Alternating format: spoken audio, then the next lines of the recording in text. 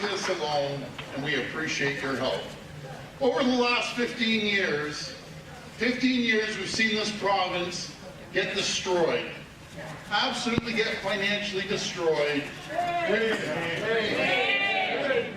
We've watched our debt grow 300%. 300% to the largest subnational debt in the entire world. 312 billion, it was 311, is jumping up $1 billion every month or so. $312 billion. That's $12 billion of interest to service that debt every single year. Fire in. That is, oh, she's going, don't worry. If you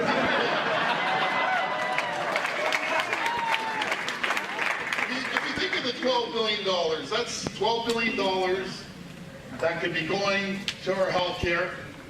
That's $12 billion could be going to infrastructure, $12 billion to shelter, families with children with autism. I can make the list on and on and on.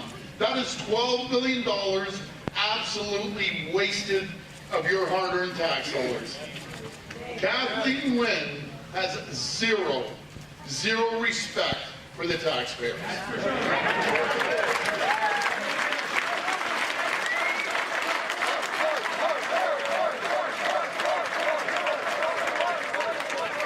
We have an energized crowd tonight. I love those new signs, by the way.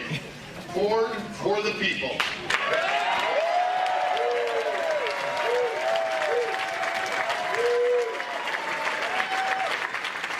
Every single policy that we're going to put together is going to be for the people.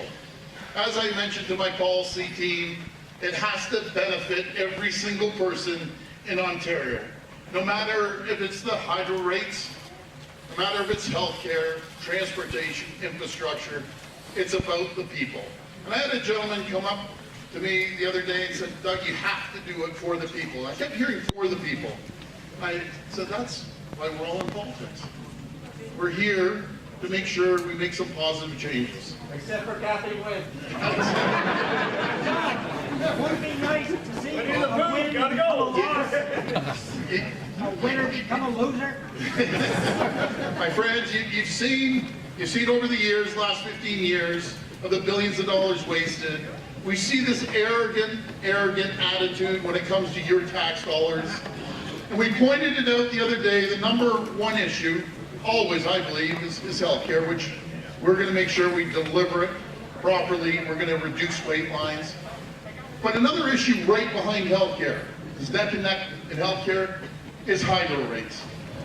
Hydro rates, every time you open up your bill, you look at your hydro bill, and it's costing families over $1,000 more than it did in the past. That's $1,000 you could be putting towards whatever you may want to put. You may want to cool it. You may want to do a small little renovation, buy a fridge. That's $1,000 out of your pocket. Can't afford with a hydro bill. Then, you're right, every business I talk to, no matter small, medium, or large, and I've crisscrossed this province all the way up to Kenora. I've been into Ottawa numerous times now, and everything in between down to Windsor and Sarnia. The number one issue is the hydro rate. This is the most fun I've ever had at a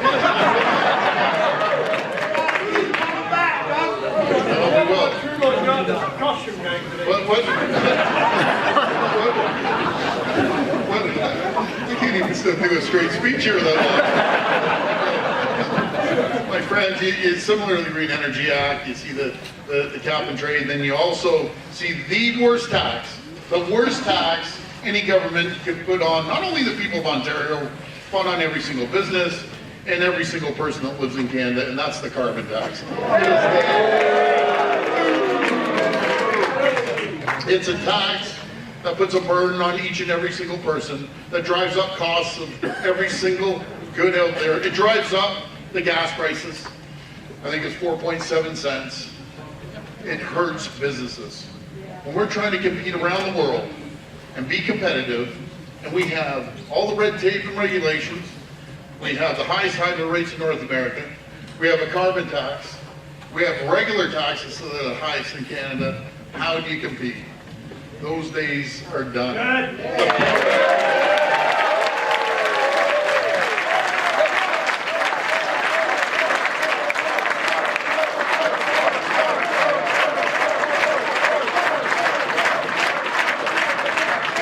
The party is over with the taxpayers' money. We are going to start putting money into your pocket instead of the government's pocket.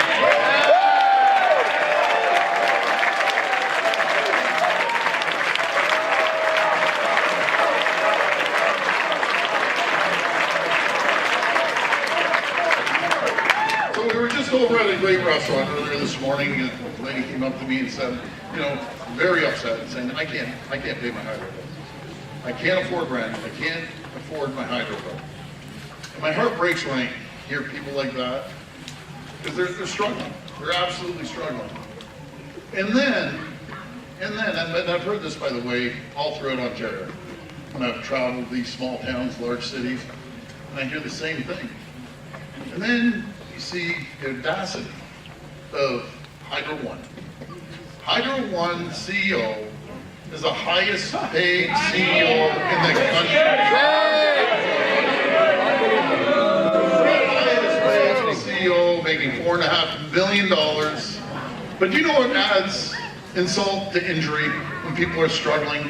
You figure the board would have a little bit of common sense. You'd figure the CEO pulling in $4.5 million while people are struggling would have common sense. But there was no common sense. Not only did they have no common sense, they rewarded themselves, he did personally, a $1.7 million bonus to bring him up to $6 million man. Gotta go, gotta Matter of fact, that wasn't even good enough for him. That was not good enough for him. So the board decided, as they know again, people are struggling, absolutely struggling, companies are struggling, small businesses are struggling. They decided to give the rest of their buddies $14 million of bonuses. That's something people can't comprehend. $14 million of your hard-earned tax dollars, as we have the highest hydro rates in North America. And they got $7 billion to buy a plant in the States. Well, I can tell you he's not going to have anything in 53 days.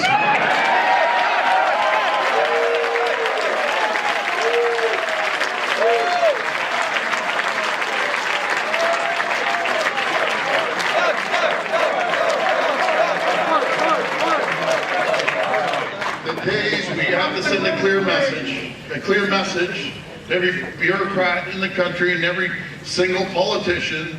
The days of gouging the taxpayers are done. It's about respect. We will go line item by line item, my friends, through the budget, and we will squeeze out every bit of waste there is. We did that in the city of Toronto and saved the taxpayers over $1 billion. I have to tell you, the word cut is not in my vocabulary. It's efficiencies. We're going to drive efficiencies.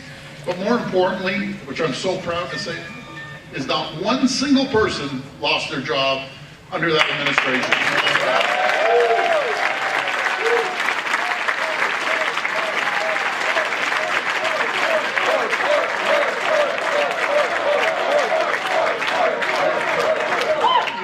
You see people struggling like I've never seen before, and you saw Bill 148 about the minimum wage, and my heart breaks for people on minimum wage. How do you pay bills? It's difficult. But the Liberals decided to put it up to $14, but what they don't realize, the people minimum wage, they're getting gouged by paying more taxes. That's right. So we took the common sense approach. All our friends here get elected, and we form the next government. A new day will dawn in Ontario, a day of prosperity, a day of growth and opportunity this province has never seen before. And will be crying. We will make sure that we put, again, money into your pocket.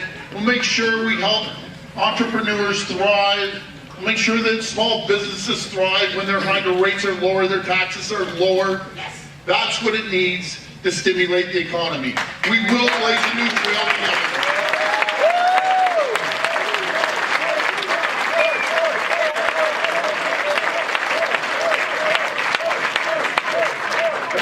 we'll blaze a new trail together and make this the most prosperous region in North America to do business. We will go down to the border, as I keep saying, and put that big neon sign up and tell the world that Ontario is open for business.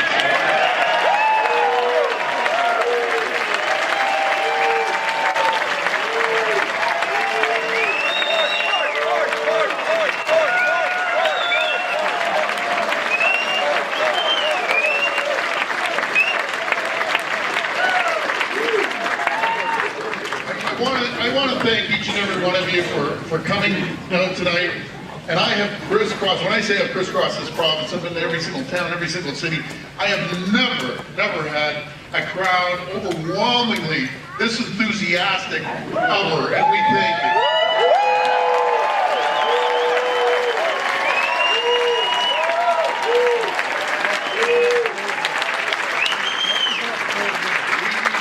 Energy to continue for 53 days. We need you to get out with our candidates and our caucus members, put up signs, door knock, and together we will take back this province, and together we will get rid of Kathleen Wynne.